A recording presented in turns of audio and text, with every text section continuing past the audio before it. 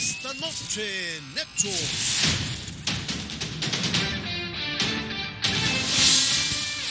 El legado del presidente Enrique Peña Nieto. Esta noche nos habla de las reformas y de las condiciones en las que deja el país. Ha habido diferencias en la visión, en la manera de poder concretar distintos objetivos.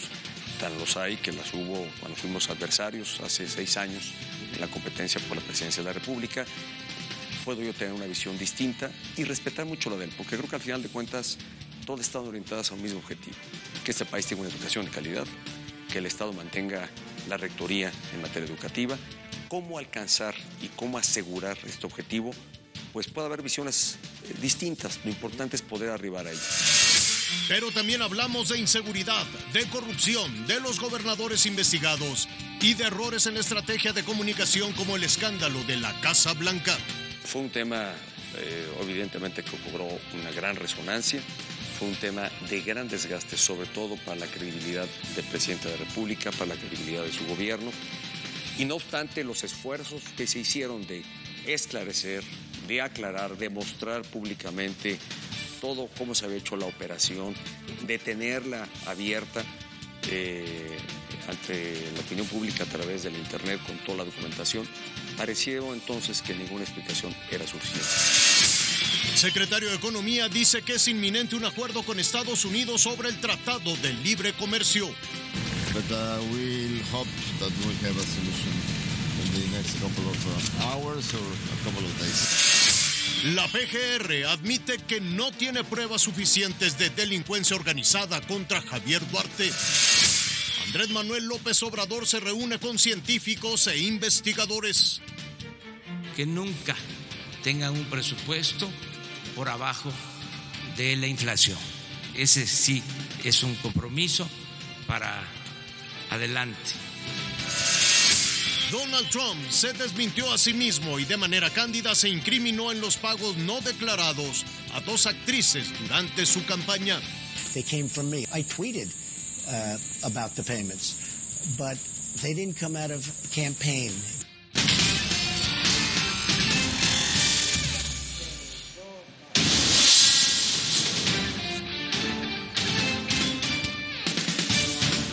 Ya lo escuchamos en el avance. Esta mañana tuvimos una conversación con el presidente de la República, con el presidente Enrique Peña Nieto en la recta final de su administración. Estuvimos en Palacio Nacional. Ya hablamos de muchísimos temas.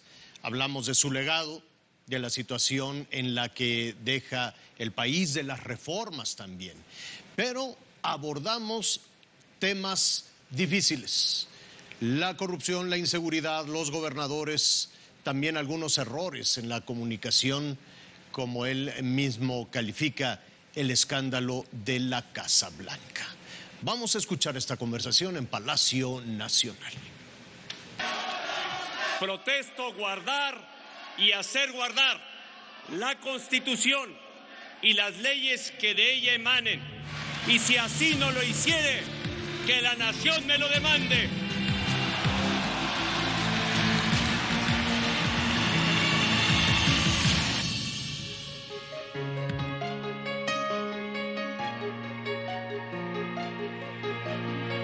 Presidente, muchísimas gracias por recibirnos aquí en Palacio Nacional. Muchas gracias. Al contrario, es un gusto recibirte aquí en Palacio Nacional, tener la oportunidad de tener esta entrevista y poder hacer un balance a estas alturas ya de 6 años de gestión. Enrique Peña Nieto seguramente vino a Palacio Nacional como legislador, vino como diputado, vino como gobernador. Y si no me equivoco, el 30 de noviembre de 2012, sí, por la noche. Es correcto, aquí en el patio de honor que está aquí atrás.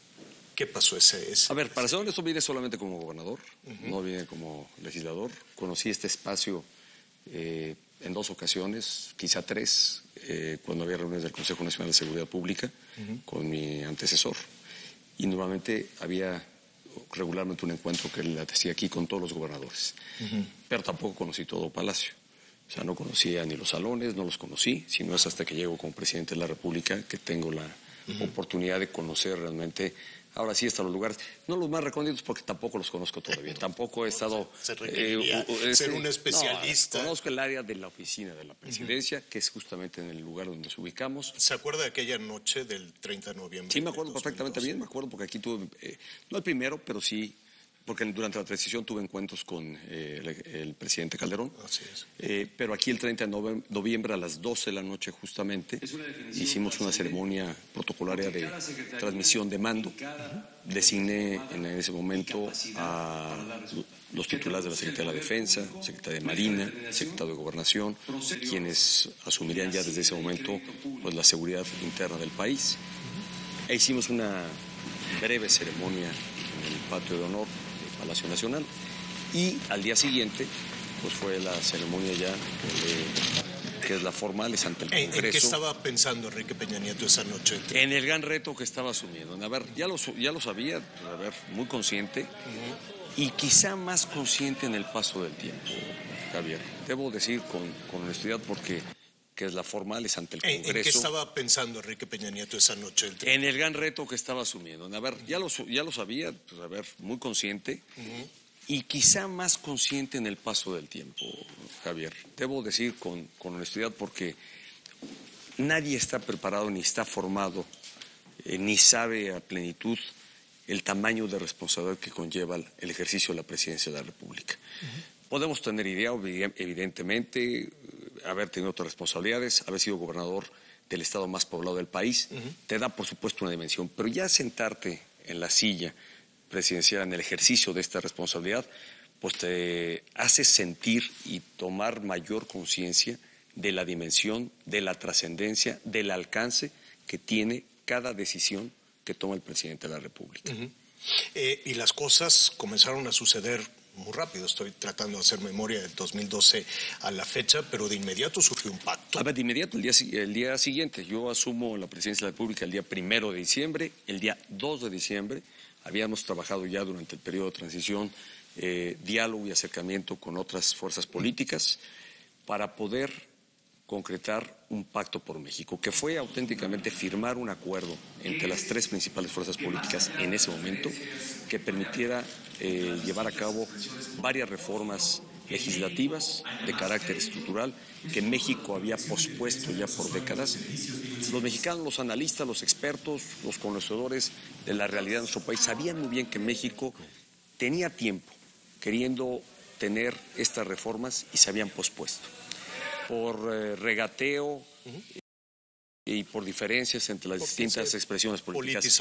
El éxito o el alcance del Pacto por México fue poner de acuerdo a las tres principales fuerzas políticas. En septiembre, con esa legislatura, se hace la reforma laboral que ha posibilitado, pues evidentemente, que en el país tengamos hoy, en esta administración, la cifra histórica en generación de empleo. Ni sumados los empleos generados en las dos pasadas administraciones, en los 12 años anteriores, alcanzan la cifra que ya hoy tenemos de empleos que tienen prestaciones, empleos que tienen seguridad social, empleos que tienen acceso al crédito, derecho a una pensión. Eso es lo que tenemos en el país y fue, entre otros factores que influyó o ha influido en este objetivo, la reforma laboral. Y bueno, pues eso nos permitió transitar durante 2.000 trámites en todos los órdenes de gobierno. Pero las más relevantes obviamente tuvieron lugar en el primer año y medio de gobierno. Eso es parte del legado de Enrique Peña. Una mejor infraestructura educativa. Yo advertí que el posicionamiento del presidente electo López Obrador es distinto en esta materia. Creo que lo advertimos. No puedo dejar de decir que ha habido diferencias en la visión, en la manera de poder concretar distintos objetivos. Tan los hay que las hubo cuando fuimos adversarios hace 6 años en la competencia por la presidencia de la República. Puedo yo tener una visión distinta y respetar mucho la de él, porque creo que al final de cuentas todas están orientadas a un mismo objetivo, que este país tenga una educación de calidad, que el Estado mantenga la rectoría en materia educativa. Cómo alcanzar y cómo asegurar este objetivo, pues puede haber visiones distintas. Lo importante es poder arribar a ello. A la hora de gobernar, también es cierto que se sacrifica una parte del bono de popularidad, por decirlo de alguna manera, del presidente. ¿Cómo se siente ahora? ¿Cómo se siente frente a la crítica? Yo diría que una popularidad mediana, tampoco era el tope, porque evidentemente yo fui electo por el respaldo de la mayoría de los mexicanos, pero evidentemente las otras, quienes son seguidores de otras expresiones políticas, pues no tuvieran simpatía hacia el proyecto que voy a encabezar.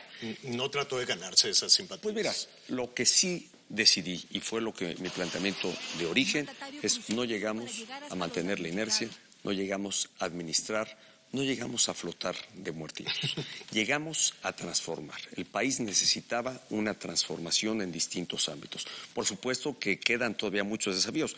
Creo que no habrá gobierno que pueda realmente asegurar un paraíso. Al contrario, todos los días hay desafíos, hay retos, coyunturas, hay circunstancias. Crítica. Siempre las va a haber, o sea, no dejarán de estar.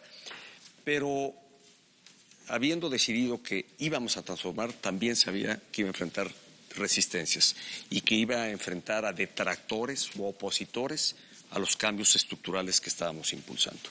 Y eso desgasta. ¿Fue injusta esa crítica? No, yo creo que es parte, me parece hasta natural, Javier. Yo creo que es parte de la dinámica de gobierno. El ejercicio del gobierno desgasta.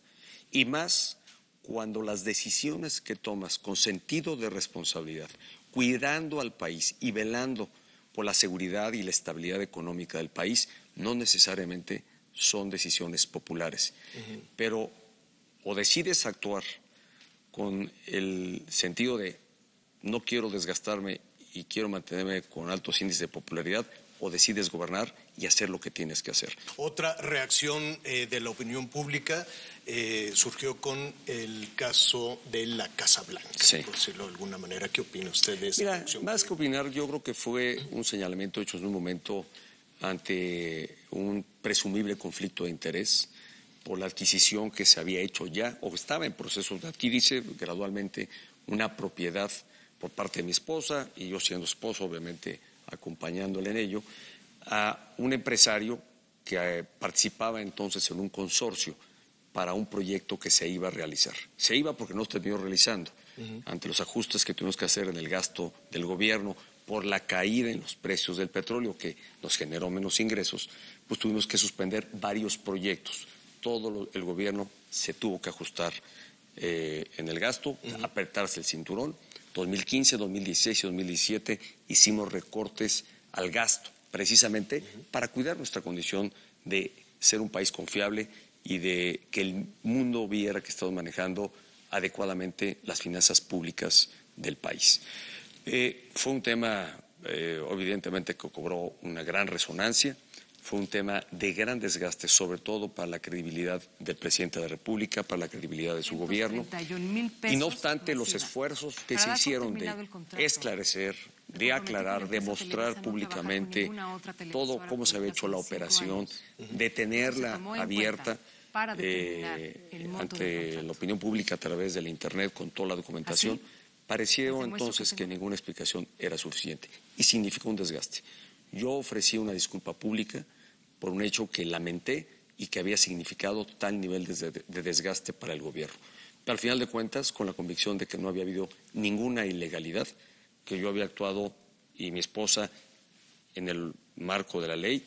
Sí, algo de lamentar es que entonces cuando dimos la explicación de este tema, siendo mi esposa quien venía pagando la compra que se estaba haciendo, ella hizo la explicación y creo que no tuve razón para haberla involucrado, porque ella ni es servidora pública, ni le correspondía explicar este tema, cuando era algo que era un señalamiento directo hacia el presidente de la República. ¿Esto quiere decir que la estrategia de comunicación no fue? Yo creo que fue la inadecuada, como la tuvimos quizá en otros temas, no puedo decir que sea el único, pero me dejó esta enseñanza. Creo que por la premura, por la urgencia, yo me encontraba fuera en ese entonces, estábamos en una gira de trabajo, no recuerdo si de G20, llegamos muy apresuradamente, había aquí exigencia de explicación del tema, se dio con demasiada premura, urgencia, en fin, ya toro pasado, yo diría, creo que la explicación la debía haber hecho yo, haber dado los mismos elementos que se aportaron en su momento, pero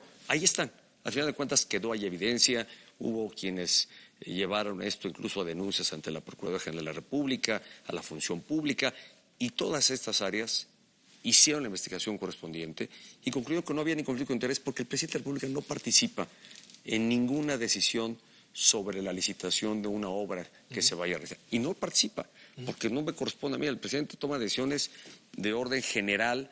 Cada dependencia pues tiene contratos con proveedores de obra pública, etcétera, en un número de miles de contratos que evidentemente no pasan por la opinión siquiera ni lo... A ver, no corresponde. Hay toda una ley de contratación pública en donde ninguna parte involucra al presidente de la República. Pero sí fue un hecho que sin duda significó desgaste, que lamento haya ocurrido. Considero que no fui acertado en la manera de explicar este tema y bueno, ahí queda como una mancha. Yo te diría una mancha que le significó respaldo al gobierno de la República. Hablemos un poquito más de su legado y también de otros temas espinosos, pero es inevitable ver que aquí hay una galería de cuadros de la historia, desde el padre fundador de la patria, Miguel Hidalgo, todos los insurgentes que gestaron, que lucharon por la independencia de nuestro país, y no todos, pero buena parte de los que han sido presidentes desde el siglo XIX, siglo XX y siglo XXI. Aquí llegas a quien fue mi antecesor. Aquí está el presidente Calderón, el presidente Fox, el presidente Zedillo, el Salinas, el presidente de la Madrid. ¿Y en dónde va a estar el cuadro de Enrique Peña Nieto? Mira, se ha pensado el curador de Palacio. Hay otros cuadros más, entonces seguramente habrá alguna reubicación. Hay más espacio arriba, en la parte de arriba. Entonces, entiendo, están ubicando cómo hacer una buena galería en ambas partes. ¿Usted va a decir dónde quedará su cuadro? No. Pues más bien, no he visto ni la propuesta. Porque no, todos somos iguales, son uniformes. Bueno, no, mira, aquí... Unos un poco más anchos, pero son... Yo quiero el mío más grande, el de Zedillo está más chiquito. Yo creo que va a ser, a ver... Pero no es decisión del presidente. Está en curso, sí, bueno, el tamaño pues debe ser similar a este. Y está en curso. Todavía no concluimos, nos quedan 3 meses por delante, mi hijo. 3 meses, días, digo Javier, por concluir. Bueno, en algún lugar estará el cuadro del presidente Peña Nieto en esta galería de expresidentes que hay aquí en Palacio Nacional. Presidente, y este salón pues también tiene... Estos son los salones, pues mira, son salones con historia, son salones que pocas veces se llegan a utilizar para eventos públicos, porque además hay mucho cuidado en el piso, en el peso que soporta, hay todo un cuidado, es un museo, es un museo. Aquí quizá el evento más grande que llega a haber en el curso del año es la ceremonia del grito de independencia. Cuando ha venido algún jefe de Estado, ha habido alguna reunión. El encuentro muy reciente que tuve con el presidente electo y ya con los designados para integrar su gabinete fue justamente en un salón que está aquí. Y acá próximamente saldrá usted de su despacho. Salgo de aquí. La última vez que me tocara dar. ¿Y cómo se siente con eso? Pues mira, muy tranquilo, Javier, la verdad es que muy tranquilo. Obviamente con gran satisfacción por lo que logramos hacer, logramos impulsar. Dejamos un país en crecimiento económico, un país que no ha dejado de crecer. Los 22 trimestres que lleva esta administración ha habido un constante crecimiento. Dejamos un país con la inflación más baja en promedio de los últimos 48 años, 4% en promedio durante los 6 años. Dejamos un país con la mayor generación de empleo. Estaremos arribando seguramente a 4 millones de empleos. Nunca antes en la historia, ni sumadas las 2 anteriores, habíamos alcanzado tal nivel de empleo. Dejamos un país con la mayor inversión extranjera directa que ha llegado a nuestro país, 192,000 millones de dólares. Dejamos un país con un nivel de deuda razonable y que además está decreciendo. Llegamos a representar el 48% del PIB, hoy está en poco más del 44%. Va en una línea descendente. Dejamos un país donde las calificadoras nos ven como un destino confiable y como en condición de economía estable. Dejamos a México como el 6º destino turístico del mundo. Éramos el 15º, hoy somos el 6º. Y dejamos un país que está creciendo, tiene cimientos muy firmes a partir de las reformas estructurales, que estoy seguro le permitirá al país seguir teniendo crecimiento, desarrollo y prosperidad para los mexicanos. Obviamente con la insatisfacción que te deja lo que fue insuficiente a propósitos u objetivos que me tracé y que no se logran. Por ejemplo, ¿en dónde le faltó tiempo o qué parte de su legado no? En el tema de seguridad, creo que no fui o la administración no fuimos suficientemente asertivos. Podemos encontrar muchos factores, elementos que no contribuyeron lo suficiente a lograr una reducción mayor al número de homicidios y a los índices de criminalidad. Durante los primeros 3 años de la administración logramos ir revirtiendo de manera bien importante los índices de criminalidad. Y lamentablemente a partir del 2015, 2016 prácticamente ya, empieza nuevamente a haber un crecimiento en la comisión de varios delitos. Es una batalla que tenemos que ir dando y estoy seguro que la vamos a ganar. El Estado la tiene que ganar, el Estado tiene mayor capacidad, mayor fuerza, mayor preparación y creo que va a corresponder a la próxima administración redefinir quizá a partir del diagnóstico que se tiene cuáles serán las acciones que emprenda para combatir la inseguridad. El presidente Donald Trump hizo referencia a los índices de violencia en nuestro país. Palabras más, palabras menos. Dijo, por eso hay que levantar un muro. ¿Cómo fue la No las relación? comparto. A ver, no comparto la visión y la hemos señalado porque si bien hay inseguridad en distintas regiones de nuestra geografía nacional y claramente identificadas, no es un tema general y extendido, o por lo menos no en la dimensión que sí la hay en algunas partes del país. Evidentemente la relación con el presidente Trump pues ha sido compleja porque hay marcadas diferencias. Tenemos diferencias muy puntuales y claras, pero también tenemos coincidencias. Entonces ha sido una relación de estira y afloje. Tenemos coincidencias en la importancia y relevancia que tiene nuestra vecindad, la cooperación, el comercio que hacemos. Tenemos diferencias en el tema del muro, por ejemplo. No tenemos diferencia. A ver, la condición y posición del gobierno ha sido puntual e irreductible. En algún México momento no lo hizo enojar con sus declaraciones. Pues mira, esto no es un tema de dar paso a las emociones ni a los enojos. Ese paso es más bien decir cómo vamos a hacer frente a estos posicionamientos que le están significando al país algún costo. Cuando hice la invitación al entonces candidato Trump y a la entonces candidata Clinton, fue con el propósito, especialmente con quien es ahora el presidente de los Estados Unidos, el presidente Trump, de poder conversar y darle dimensión a lo que es la relación México-Estados Unidos. Creo que fue un encuentro apresurado, fue un encuentro que además no dejó o no redituó lo que se esperaba, pero a la postre sí resultó en algo, yo creo que muy favorable. Nos dejó abierto el espacio y la puerta abierta para que hoy tengamos un diálogo fluido, una mayor comunicación, conscientes de nuestras diferencias, pero que hoy, por ejemplo, estemos renegociando el acuerdo de libre comercio. ¿Usted firmará esa renegociación del Tratado de Libre Comercio? Entiendo todo va a depender de cuándo se concluya la negociación. Una vez que las partes, los 3 países que están trabajando, como yo espero y estoy en el optimismo de que logren cerrar el acuerdo, todavía con Canadá incluido. Con Canadá incluido. Si se llega a dar esto en los siguientes días, en el mes de agosto, una semana, estaría quizá yo en condiciones de poderlo firmar. Hace unos momentos hablábamos de la seguridad o la inseguridad como una de las tareas que quedarían pendientes en su administración. La inseguridad va de la mano en algunos casos de la corrupción. Yo creo que es hoy quizá la constante que vemos en México o el tema muy ponderado en el país y en otros países del mundo. El tema de la corrupción, ahí está.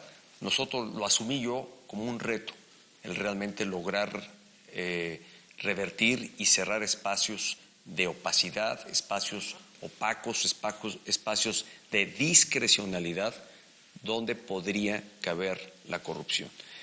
Y creo que generamos un marco legislativo, es parte de los cambios estructurales, con el Sistema Nacional de Transparencia, con el Sistema Nacional Anticorrupción, 2 sistemas muy robustos, 2 pilares bien importantes que estoy seguro contribuyen de manera importante a cerrar espacios a la corrupción. En el caso del Sistema Nacional Anticorrupción todavía faltan la designación de varios funcionarios. La dinámica político-electoral impidió que se construyeran los acuerdos para la designación de estos funcionarios. En el Sistema Nacional de Transparencia hoy tienes varias dependencias gubernamentales de los 3 poderes. Anteriormente solo era el Ejecutivo Federal, ahora son los 3 poderes, partidos políticos, sindicatos, quienes están obligados a rendir cuentas y a compartir información abierta y transparente sobre el ejercicio de recursos públicos que reciben.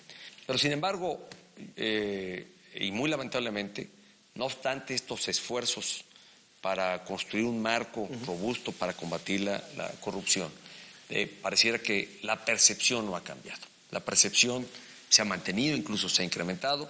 Pareciera que los esfuerzos... ¿A qué le atribuye esa percepción? Mira, yo creo que... Yo tengo una opinión muy particular sobre este tema, porque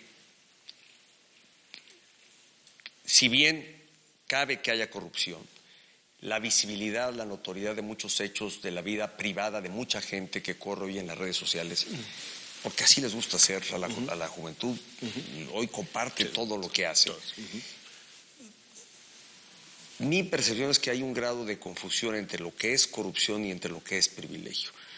Para quienes tienen una condición económica más favorable, cualquiera que sea, del ámbito que sea, creo que el tener ciertos privilegios se asocian al tema de corrupción cuando no necesariamente puede ser así. Para alguien que tenga la capacidad económica, no sé, de comprarse un carro lujoso, un coche deportivo lujoso, un avión, un yate, si lo tuviera, el que tenga este hecho está asociado a corrupción, a un señalamiento de corrupción, cuando a veces no hay sustento para ello. Yo creo que por eso la percepción sigue siendo en el combate a la corrupción. Creo que mientras el gobierno cumpla con lo que mandata la Constitución, eventualmente se pueda mejorar el marco legislativo creado ya para combatir la corrupción, creo que el gobierno y su actuación cada vez estará sujeto a un mayor escrutinio, con información mucho más abierta. Lo hemos hecho en esta gestión y pareciera que nadie recurre a ello, pero hay páginas en el Internet de los recursos públicos, sobre todo en obra pública, que se pueden consultar y los puede ver la gente de manera abierta. ¿Qué opina de los gobernadores investigados, gobernadores detenidos?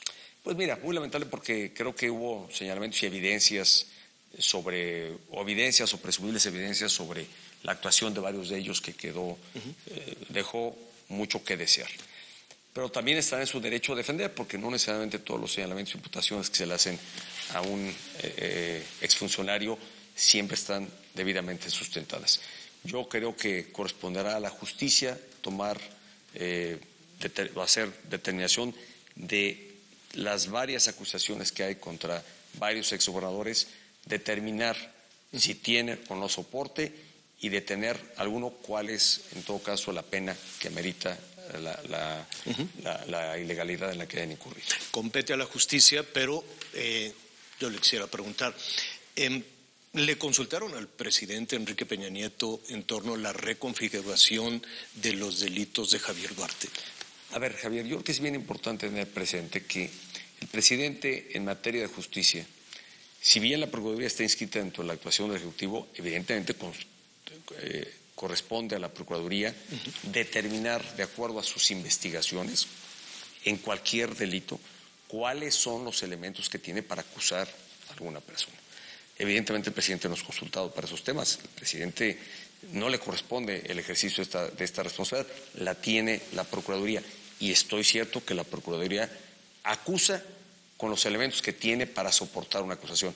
De lo contrario, como ha sido o ha ocurrido cuando se cae una acusación hecha por la Procuraduría porque no aportó los elementos suficientes. Como el caso de la profesora. Ahí fue un caso distinto, porque ahí aportó elementos que el juez terminó por desechar, por considerar que la información que había aportado necesitaba necesariamente de aprobación o de autorización de un juez. Y ni en el caso de la maestra y cómo se resolvió la maestra, pues no está en la esfera del Ejecutivo Federal.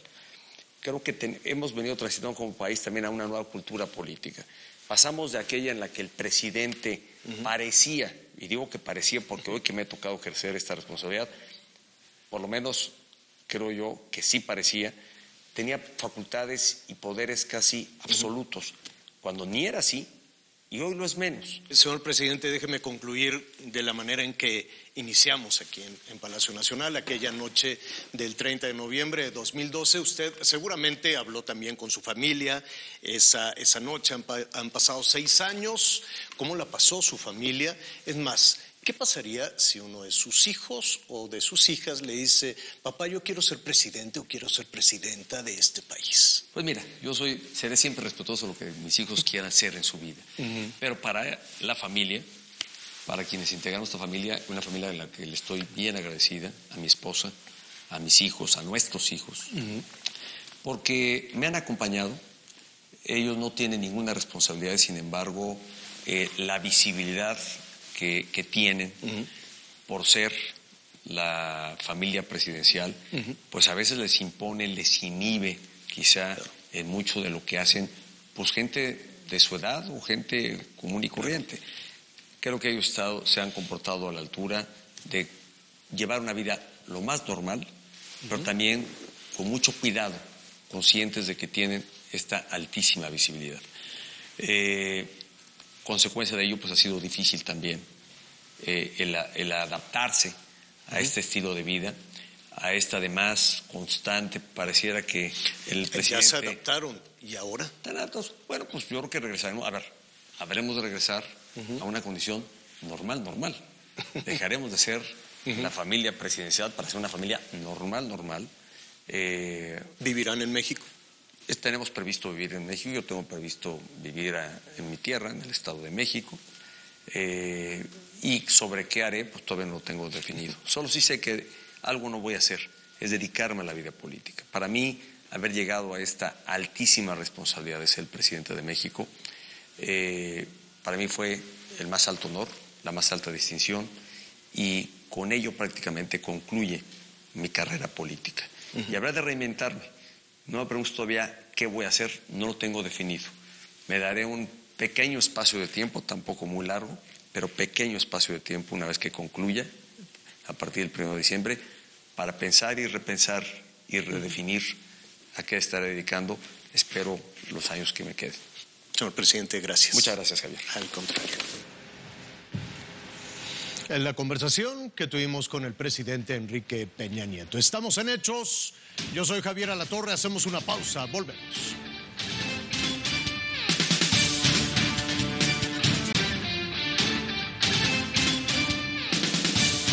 Es miércoles, tiempo de conocer al ciudadano del año.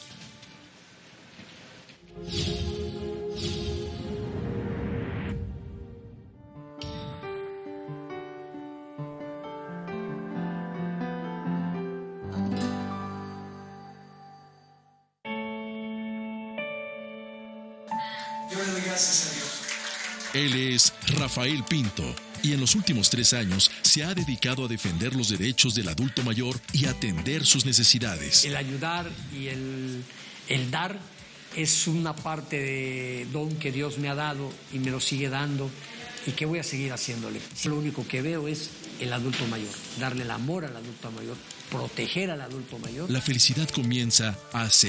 Ayuda a más de 300 adultos mayores al mes con servicio de salud, asesoría legal, clases recreativas y culturales. Dios premia las cosas buenas cuando uno trabaja y el único interés es de ayudar. Rafael es un yucateco generoso que ofrece un espacio donde la felicidad comienza.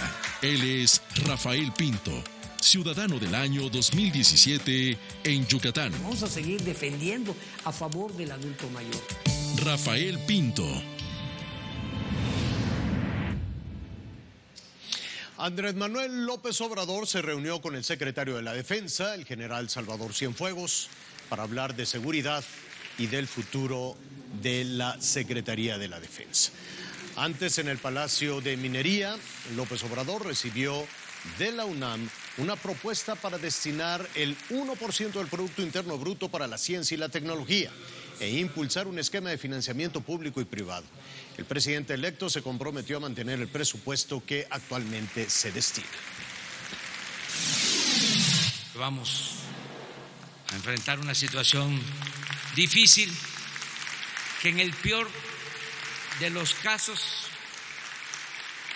no se reduzca, que en términos reales se mantenga. Esto es decir, que nunca tengan un presupuesto por abajo de la inflación. Ese sí es un compromiso para adelante y vamos a procurar que aumente. A propósito de dinero, de presupuestos, el Instituto Nacional Electoral determinará si un candidato a senador por Nuevo León rebasó los topes de campaña. Aprobado, señor presidente. Hasta la comisión permanente llegó el caso del senador electo por Nuevo León, Samuel García, quien podría haber incurrido en diversos ilícitos por usar durante su campaña una playera del equipo Tigres con publicidad de marcas comerciales. Según este senador, la impugnación que hicieron diversos partidos políticos por un presunto rebase en los topes de campaña tiene sustento. Tenemos que respetar la legalidad.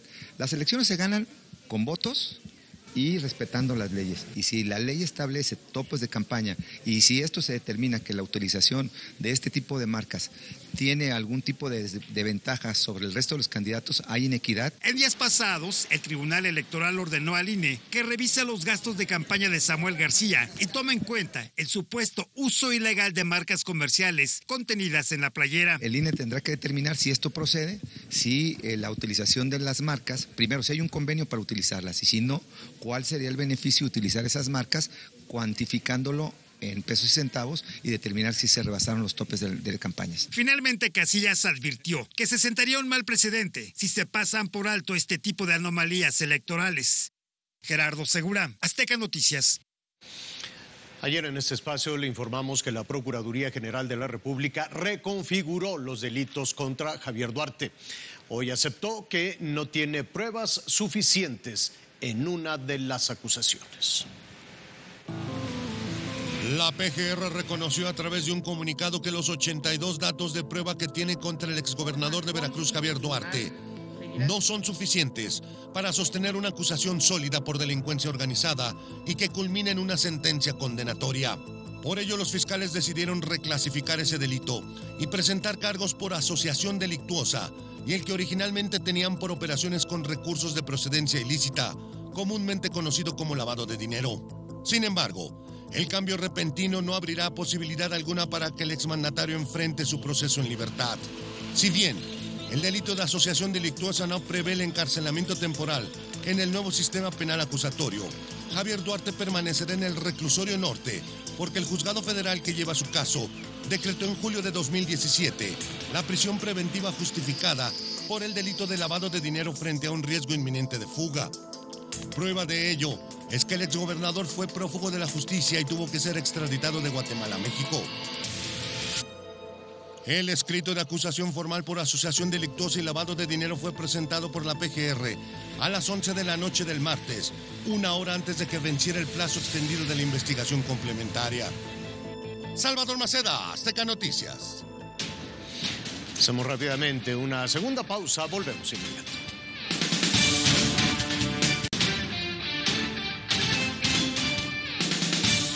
Las lluvias seguirán intensas en una buena parte del país el resto de la noche, así es que habrá que tener precaución. Yo soy Javier Alatorre, gracias, muy buenas noches, que descansen. Aprovecha en Electra el 40% de descuento en el colchón Comfort Pedic de Restoni.